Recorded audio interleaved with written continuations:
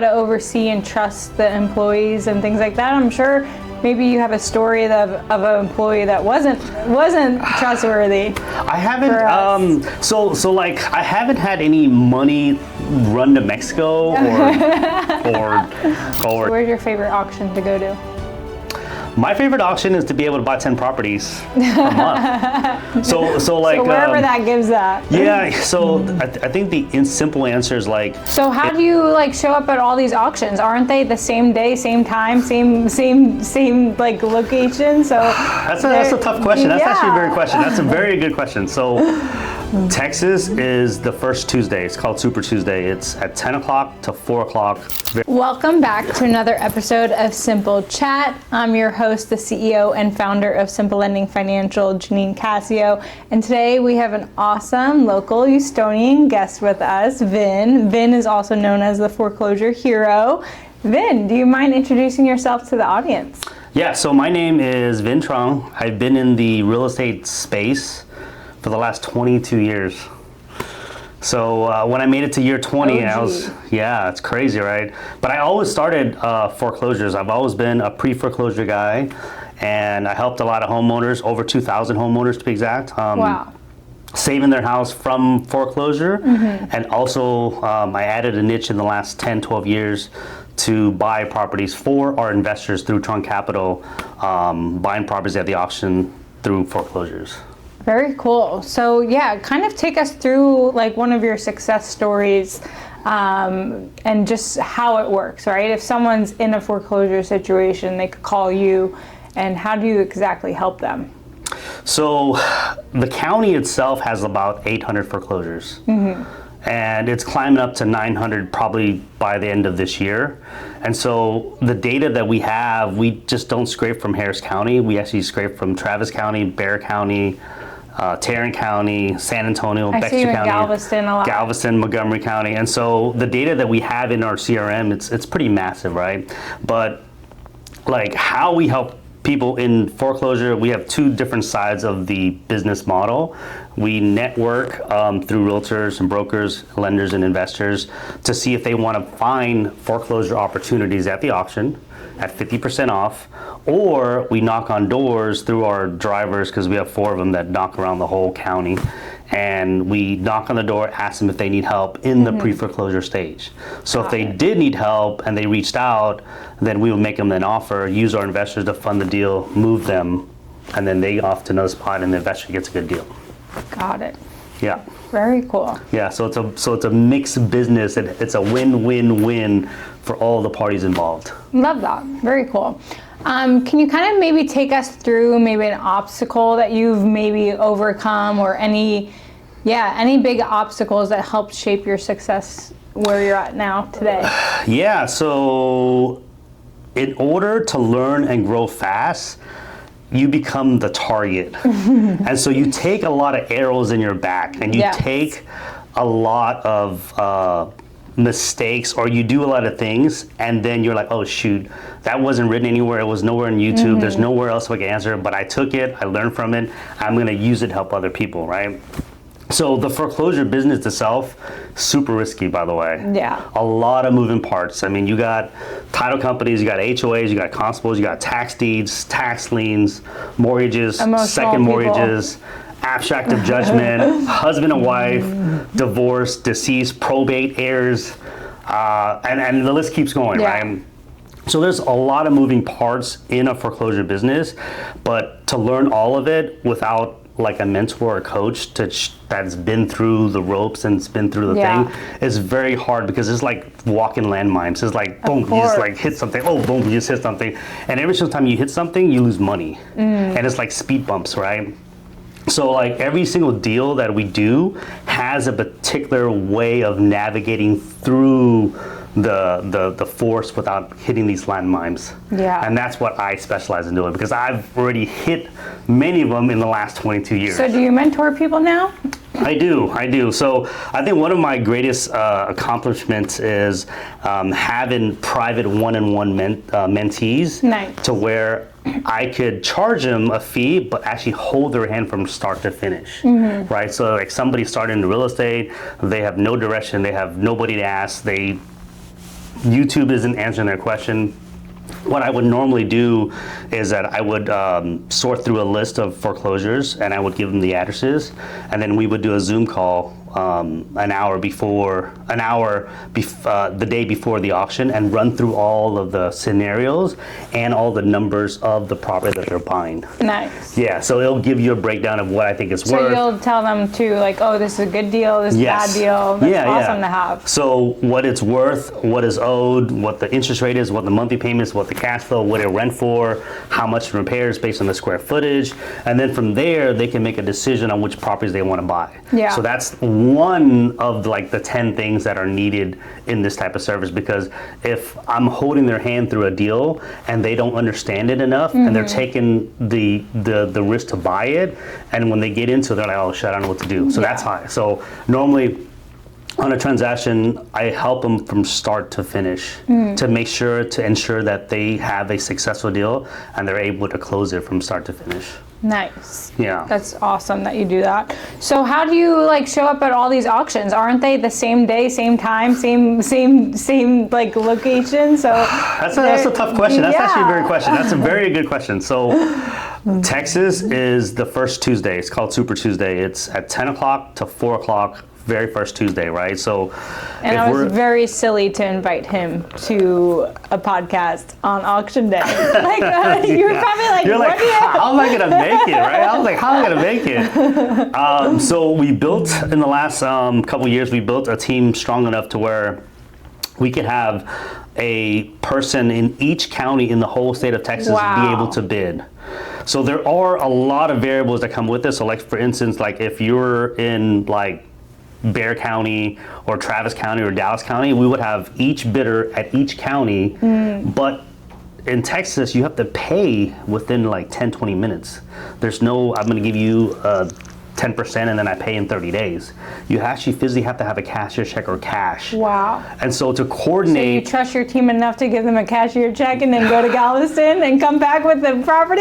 So, or have any of them... Is that crazy? Or have any of them decide to cross the border and be like, see you later, Vin? Is that crazy? So like if I'm in Travis County and there's 3 opportunities and they're $100,000, right? So that means I have to do a cashier check for 50, one for 25, one for 25, FedEx it, ship it there, and make sure they have it, and make sure they show up to bid. Yeah. And then same thing with DFW or Travis County. If I'm buying a property for $200,000, I have to have $200,000 in cashier check in increments to where I can send it to. Is DFW Dallas? Yeah, Dallas Fort Worth. Damn, so you go that far? I do go for that far. Yeah, wow. All over. Yeah, it's overwhelming. It's a lot of work and it's a lot of money spread out for it, because you can't transfer money from one county to another county in that speed of time, because if we're bidding and you're winning, they demand the money right then and there. Yeah. And so like in my mind, at the end of the business day on Monday before the auction, I have to figure out which properties are going to sale and how much is my maximum bid, and then send the money off before the deadline for them to receive it on Tuesday. So what's the most amount of properties you bought on auction day?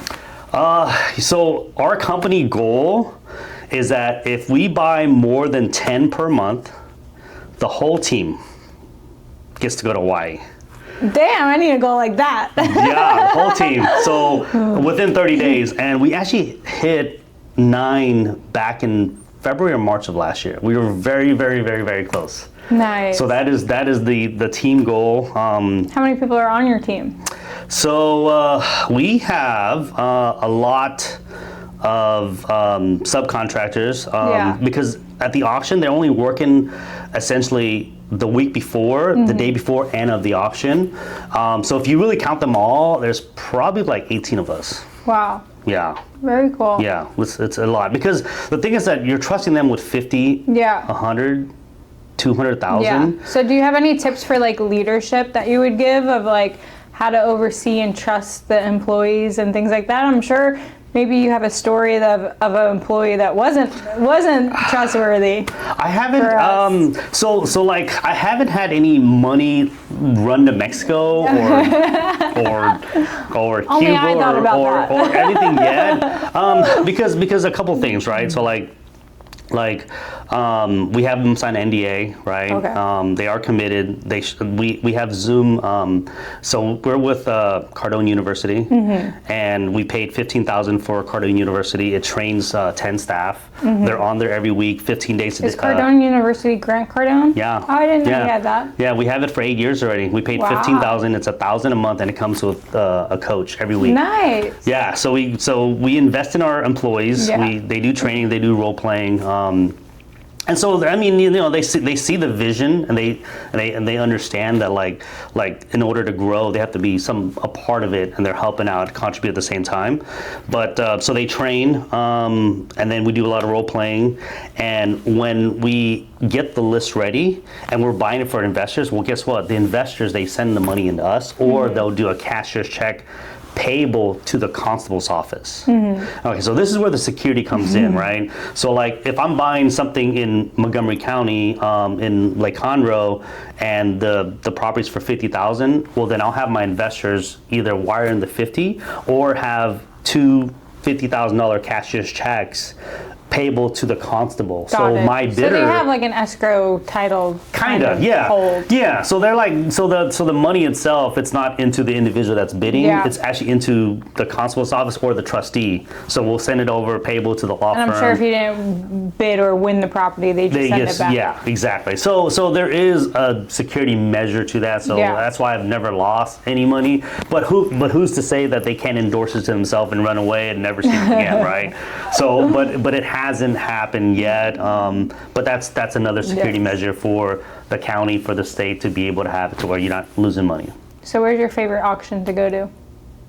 My favorite auction is to be able to buy 10 properties a month. So like, So wherever that gives that. yeah, so I think the simple answer is like, if we're doing 10 counties in the state of Texas, if we buy one per county, that's 10 properties, right? Yeah. Or we could buy 3 per county in a local county, but really, like, money's green. It doesn't matter where it's coming from, and the numbers itself, we strictly look at the numbers itself. So as long as it's like 50% below, and it's in a decent neighborhood that we could flip in, it really doesn't matter. So we just look at the overall, how many we buy at the first Tuesday of the month, and then we look at the end of year number of total investments we buy.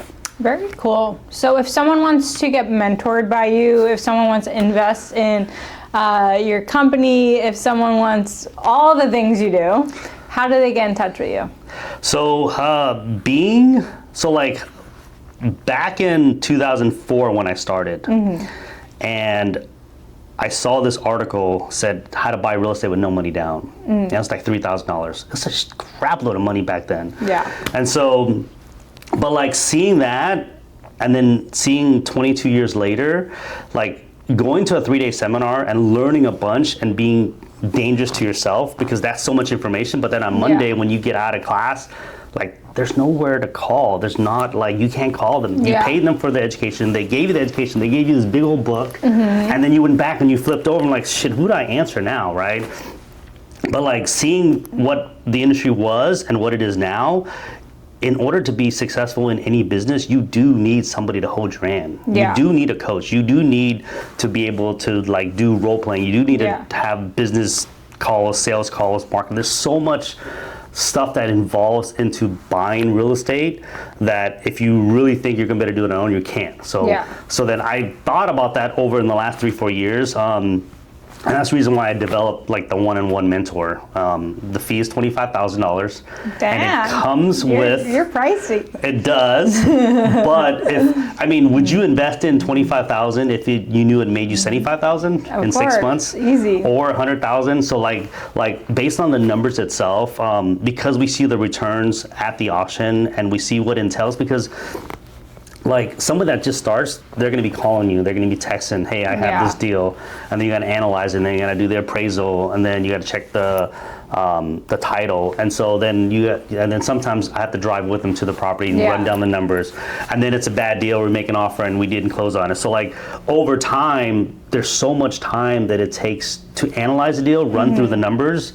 And so knowing that, and plus like I'm analyzing so many deals, so if they know that there's going to be a profit to be made and they take a decision, then that's how we know that we're going to get a benefit from it. Yeah. So, Very cool. but yeah, so that's the reason why we charge the way we do, because we understand the profit that they would be making per deal. And I'm sure they're not trying to just do one deal and be done. They're trying to learn the system and eventually work up to 10 deals a month like you. Yeah, so so you're absolutely right. So you don't have a one-shot investor. You don't have somebody that says, hey, look, I've done some real estate and I can't find these deals that make me $50,000 or $75,000. Can you help me, right? So they'll pay the fee.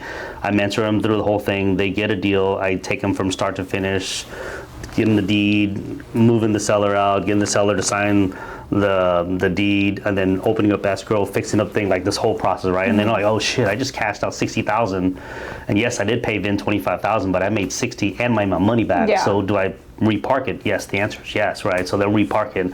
But along the way, for the 4, 5, 6, 7, 8 months that I've been holding their hand, they've learned more than they have on YouTube, Instagram, Facebook, other networking events. They've learned so much more because the information that I'm giving them is like insider secrets. For sure. Like a lot of like tips, like a lot of stuff, right? So yeah, they eventually do come back. Love that. So do you have a website, or how does someone sign up for your mentorship? You know, normally it's just through word of mouth. I don't really have a website. For the Truong X Capital. Or I'm sure through your Instagram. Yeah. You want to drop your Instagram handle? Yes. So it's Vin X Deals on IG. So it used to be at Vin X Truong, but we won't say how we lost that page. Yeah, I know. So I do post a lot. Or we can say it. You know, I mean, the thing is that, like, I post everything that has value in the industry itself. Oh, I see. And so, like, I see what happened there. I'm either at the auction or doing an eviction or inside a seller's house that's hoarder house, which is what you saw last week. Yeah. I'm either too many girls in bikinis. I'm either on a Tuesday doing a networking event or having a birthday or having an investor party. Like, it's just I don't know. It's a lot. It's a little bit overwhelming. It's actually a little bit overwhelming. Yeah.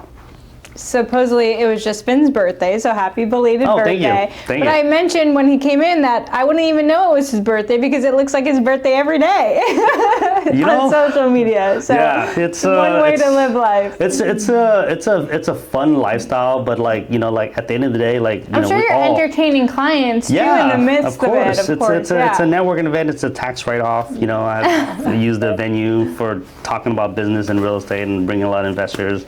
And all the bottle service. Yeah, and you know, the funny thing is, like, when they do come, they'll just ask one question and have the answer. Like, meaning like they couldn't figure it out anywhere else, right? So like a lot of at least my private investors, like, man, I asked an attorney, they went round in circles. Like, well, they have to be investing in real estate. They physically have to be in the trenches. They physically have to know, like, when the trustee gets you the receipt, how long it takes to wait. Yeah. Like, those are like insider secrets. Like, you only know when you're actually physically doing it. And at least someone's spending the $25K, you know they're serious. So there's no wasting time on either end. Yes, you know? yes, that's right, yeah. So, like, what gets posted for that month is all we get to see. So, really? Yeah, that's it. So, like, if I don't know, like Harris County could have like 2 good deals, and then and then the other county could have like 5 good deals. Yeah, and then the next month it could have like 10 good deals in Harris County, and then like only 1 good deal here. But I could definitely talk about that too, because like you can't control what gets posted and what gets pulled, but we have to do the data. We got to run the numbers. We got to run the comps, and then we only know until that Monday at 4:30 when the constable presses send, and then we know what's left. That's coming to sale. Gotcha. Yeah. Vin, 22 years in this business. Walk me through one of the craziest deals that you've had to navigate. So, 22 years, that's 12 times a month times 22 years. That's like almost like 400 something times been at the auction. Trying to put together like one crazy deal is hard, but you know, like I always like to talk about recent deals, right? Because like a lot of people talk about the past and the deal they did like 5 years ago, and like it doesn't even relate anymore, right? But 2 deals come to mind, right? So like whenever so only in Galveston County, you bid, you get until 2 o'clock to pay. Wow.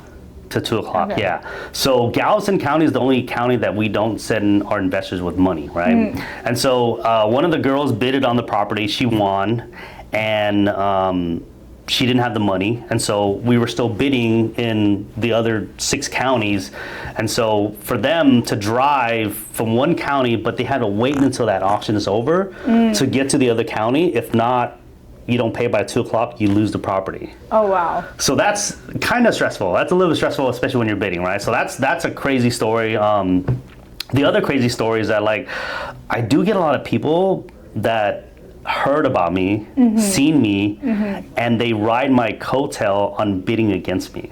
Wow. Yeah. So Bidding wars. and you need yeah, your own so reality show. No, it's crazy because like sometimes like the branding and the name, and so like they'll be like, dude, I don't want to pay him for it, but Good, you if have he's a target bidding, on your back. If you're bidding, it means you analyze and it's a good deal. So then they're like, I don't have to do the work, nor do I have to pay the mentorship. I'm just going to bid what he bids on.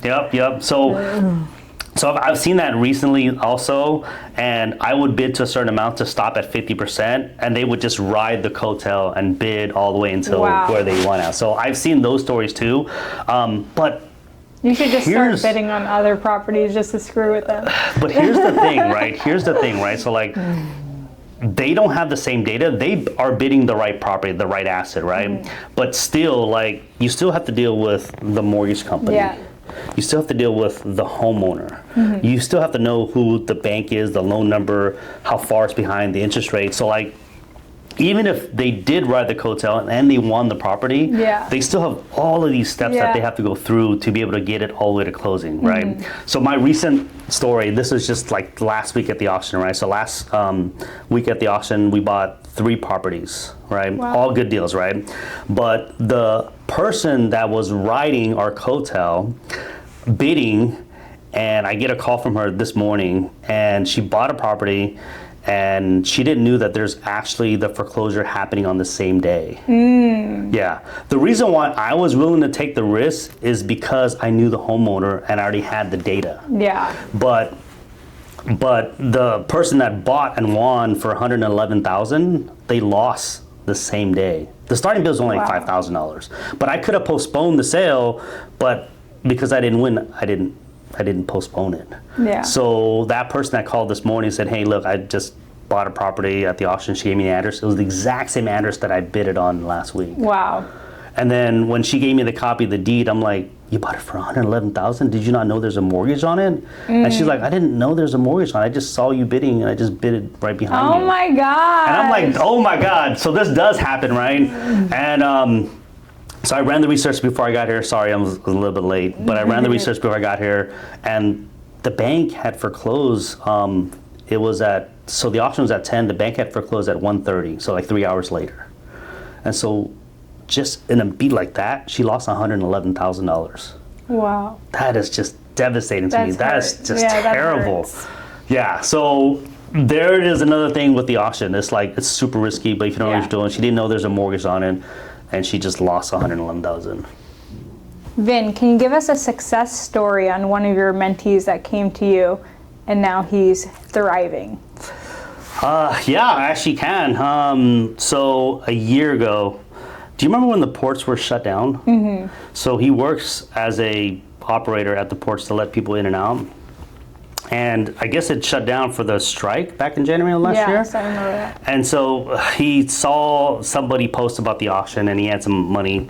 And so he came to the auction. I didn't know who he was. He tapped me on the shoulders like, hey man, I saw you buying these properties at the auction. I want to buy some too. And I said, hey, I'm busy bidding, but you could talk to me later. And so like 30 minutes later, he came up to me and said, hey man, I have the money and I'm willing to pay you right now. And I said, are you serious? And this was like maybe like 11 o'clock, right? There's still like 10, 12 properties left to buy. Yeah. So then I said, okay, well, the fee is $25,000. I'm going to give you a list, and then you could pick whatever property you want to buy.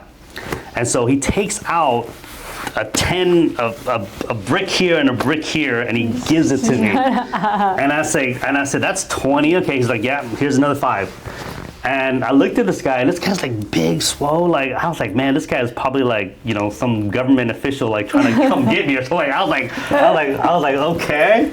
And so I talked to him a little bit, and I said, hey, look, you're serious? You gave me the $25,000. Let's go bidding. So I gave him the sheet, and I told him where to go. I told him where to stand, and I said, hey, look, are you ready to bid, or do you need me next to you? Yeah. And he's like, I think I got it. So then he comes in front of the trustee, and he starts freezing, like meaning like, cause like it's such nerve wracking to be able to bid like on the spot, right? Yeah. And so I squeezed him here, and I said, whenever I squeeze you, you go up 1,000.